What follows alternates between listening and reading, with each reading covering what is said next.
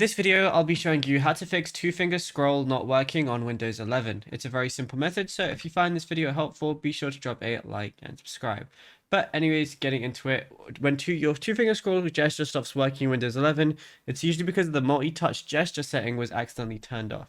So what you want to do is go over to your settings. So we're going to type in settings right here.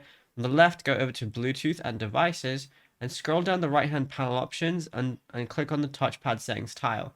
Locate the gestures and interaction section block. And then once you go ahead and find it, all you got to do is click on scroll and zoom towards the bottom and expand its drop-down configuration options. Ensure the checkbox next to drag two fingers to scroll is turned on.